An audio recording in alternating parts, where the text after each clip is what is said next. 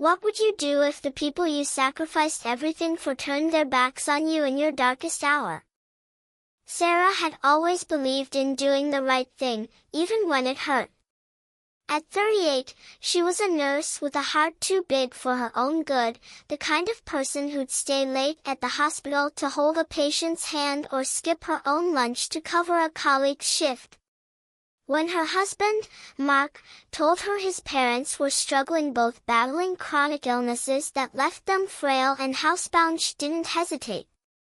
"We'll move in," she said, her voice steady despite the weight of the decision. Mark, a quiet man who wore his love for his parents like a badge, nodded gratefully. They packed up their small apartment in the city, said goodbye to their routines, and drove 3 hours to the creaking farmhouse in rural Ohio where Mark's parents, Ellen and George, lived. The house was a relic, its wooden beams groaning under the weight of decades. Ellen, sharp-tongued even in sickness, had COPD and needed oxygen around the clock. George, once a towering farmer, was now a shadow of himself, his heart condition chaining him to a recliner. Sarah took it all in stride. She organized their medications, cooked meals tailored to their diets, and cleaned the dust-laden rooms, all while working part-time at a local clinic. Mark, a mechanic, found work nearby, but his hours were long, leaving Sarah to shoulder most of the caregiving. She didn't mind. This was family. This was what you did. Months passed, and the rhythm of their new life settled in. Sarah learned to navigate Ellen's biting remarks, comments about her cooking, her city ways, her inability to have children yet. "You're not even a real mother," Ellen once snapped, her oxygen mask muffling the venom. Sarah swallowed the hurt, reminding herself that pain made people cruel. George was kinder but distant, his eyes often lost in memories of healthier days. Mark, caught between his parents and his wife, offered quiet apologies but little else. Sarah kept going, driven by a stubborn belief that love, even unreturned, was never wasted. Then came the twist no one saw coming. One evening, as Sarah was pureeing soup for George, a knock rattled the front door. It was Clara, Ellen's estranged sister, a woman Sarah had only heard of in passing. Clara was a whirlwind, gray hair wild, voice loud, and eyes sharp with a mischief that felt out of place in the somber house. She'd been gone for years, Ellen said, after a falling out over money. Now, Clara was back, claiming she wanted to make things right. Sarah welcomed her, hoping her presence might lift Ellen's spirits. Clara moved into the spare room, her laughter filling the house like an unfamiliar song. At first, it seemed to work. Ellen softened, her barbs less frequent. George even smiled once, recounting old stories of the sisters' childhood. But Sarah noticed something else, whispered conversations between Clara and Ellen, glances that excluded her. Mark brushed it off. "They're just catching up," he said. Sarah wasn't so sure. Clara's arrival had shifted the air, like the calm before a storm. The storm came, both literal and figurative, on a night in late autumn. Rain pounded the farmhouse, wind howling through the cracks in the walls. Sarah was in the kitchen, organizing Ellen's pills for the week, when Ellen wheeled her oxygen tank into the room. Her face was hard, her voice colder than the rain outside. "We need to talk," she said. Clara stood behind her, arms crossed, a strange smirk on her face. George shuffled in, avoiding Sarah's eyes. "You're not working out," Ellen said flatly. "We've decided you need to leave." Sarah's heart stopped. "Leave? What are you talking about?"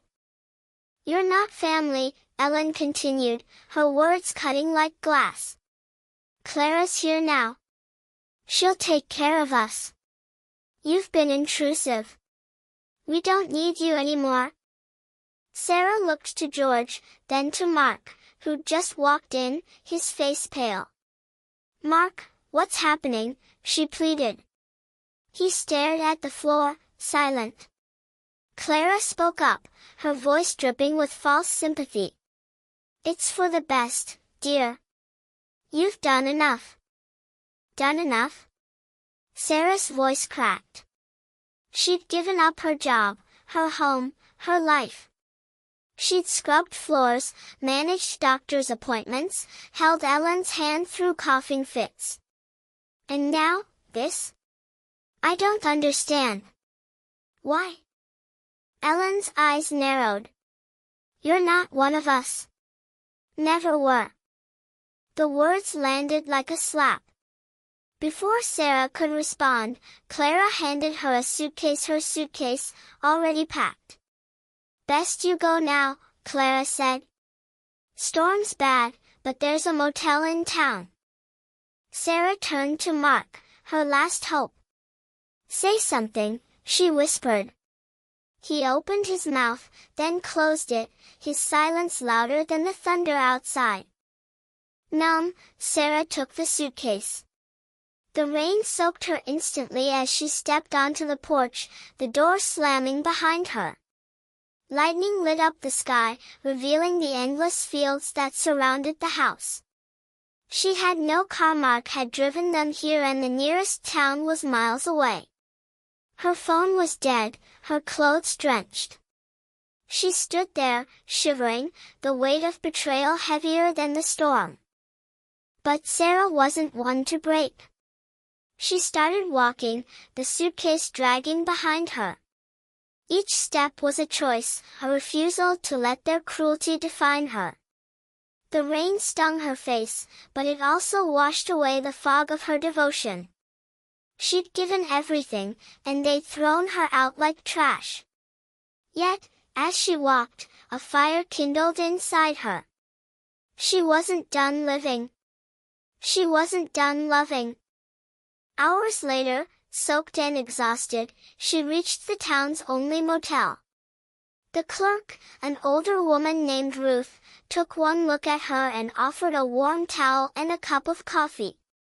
Over the next hour, Sarah poured out her story. Ruth listened, her eyes kind but unsurprised. "Folks can be cruel when they're scared," she said. "Doesn't make it right, but it's human." Ruth's words stayed with Sarah. In the days that followed, she pieced her life back together. She found a job at a hospital an hour away, rented a small apartment, and started therapy to untangle the hurt. Mark called once, mumbling apologies, but she didn't answer. She wasn't ready. Maybe she never would be. Months later, she heard through a mutual friend that Clara had left the farmhouse, taking money from Ellen and George before disappearing again. The in-laws were struggling, worse off than before. Part of Sarah wanted to feel vindicated, but she didn't. She felt pity. They'd chosen fear over love, and now they were alone. Sarah, though, was not. She volunteered at a local shelter, finding purpose in helping strangers who needed her. She laughed again, her heart lighter. She'd moved in to save others, only to learn she had to save herself first. The storm had taken her old life, but it had given her something new, the strength to walk away, to rebuild, to choose herself. And in that choice, she found a truth worth more than any apology. Kindness is never wasted, but it starts with you.